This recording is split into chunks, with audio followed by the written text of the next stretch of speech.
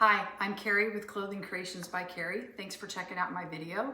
As we embark on this new adventure together, I thought that it would be appropriate to start with the different types of sewing machines and talking about how people get started.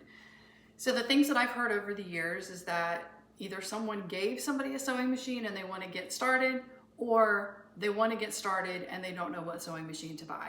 So I thought it would be appropriate to just talk about the different types of sewing machines and how they've evolved over the years.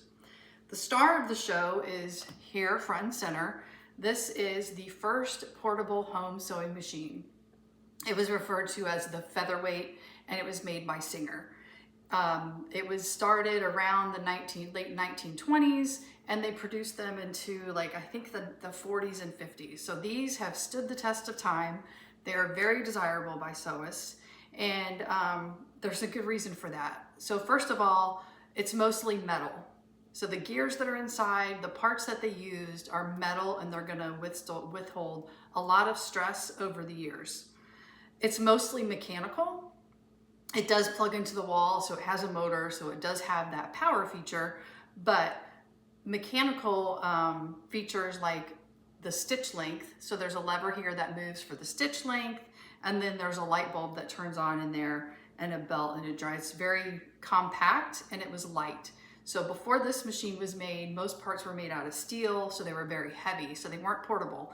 So they started using cast aluminum, made the machine a lot lighter, so then women could then take the machine outside of their home and sew in other places. The limitations of this machine, though, are that it only sews a straight stitch. So you don't have the zigzag capability, and you don't have some of those features on the newer machines that you see today.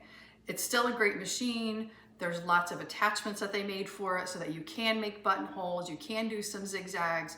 I'm not going to get into those features, but this was the introduction to home sewing portable machines. I have come across this wonderful book. It is called Featherweight 221, The Perfect Portable. So it talks through the history of the machine. It has the manual inside, and it talks about what you can do to maintain your machine, and a lot of good bits about history and what this machine has done throughout the years. I will leave a link to that below so that you can click on that if you would like to and order your own copy. It's highly recommended by a lot of people who own featherweights. I was gracious enough to get this machine from a dear friend of mine. She lived in New York City in the 70s, was sewing at the time, acquired the machine from an antique store, and then it sat in her attic for many, many years. So she recently came across it. She knew that I was sewing. She's long since stopped sewing, and she asked me if I would like to have this machine. So of course I had to say yes. As we talk about the evolution of machines, this is a trusty old Kenmore. So Kenmore also made a lot of machines. You'll see Sears, Kenmore, Singers throughout the years. This one is still pretty heavy. It's bigger than the other one, and it has more features, but it's still really mechanical. You do plug into the wall, you have the foot pedal, so it has power, but anything adjustments you make for the stitch width or the stitch length, you would use these different dials in order to do that.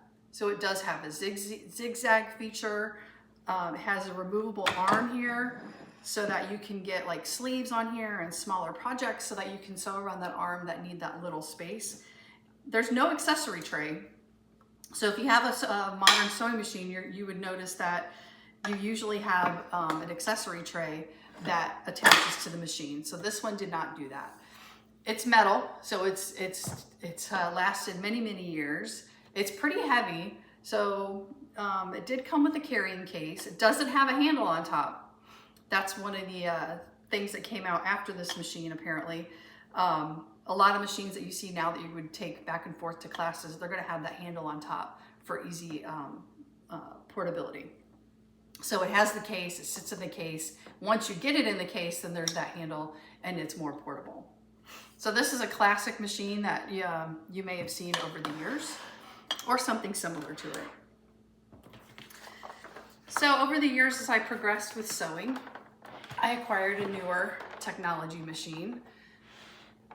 And this one, obviously you plug it in the wall. It probably has a lot more plastic gears and plastic parts in it than these other machines that I've shown you, but it's a great machine. This one actually has embroidery capability. I don't have the arm on it right now. And it's all digital controls. So there isn't even a lever on this one to raise and lower the foot. You do that all with the controls that are on here. And then it has lots and lots of different stitches. So this tells you how to access a lot of different stitches in there. So zigzag stitches and wavy stitches and flowers and different things like that. And then over here on the panel, you also have access to a lot of controls. So it has a computer in it, very powerful, very useful, still portable enough to where this is the machine that I use to travel with. So when I go back and forth with classes, this is probably the machine that I take most of the time if I'm not using my serger, which we'll get to that way later. There's a handle. It also comes with this carrying case. It also sits nicely in a cabinet. So if you have seen cabinets and put machines in there, this is one of the types of machines that you would see doing that. This is the machine that I use day to day when I'm in my sewing space at home. This is a Baby Lock Altair. It's close to the top of the line, not quite the top of the line, but it's very powerful. And as you can see, it's quite a bit bigger than the other ones. It does have the embroidery table attached. So the machine stops about right here, and then it has an accessory tray that goes on here. But this is what I use when I'm sewing at home. When I'm sewing, it goes down in the cabinet and it gives me a nice big flat surface. And this machine has a lot of power to it. It's not going to be something that you would want to move from classes and take back and forth to home and classes. It has a lot of accessories, very powerful, lots of technology in it. So as we embark on our adventure, you're probably going to see me sewing on this machine quite a bit. So I hope that was helpful. I would like to know how you started in sewing. Leave me a comment below. Tell me how you started, or if you want to get started, and let's talk about it. And what would you like to learn in the future? What topics would you like me to cover? What do you want to talk about? I'm happy to, I have lots of plans, but I also want to know what you want to hear about and what you want to learn. So please like, subscribe, share with your friends who also enjoy sewing or might be interested in these videos. So leave me some comments below, and I look forward to talking to you again. Thank you.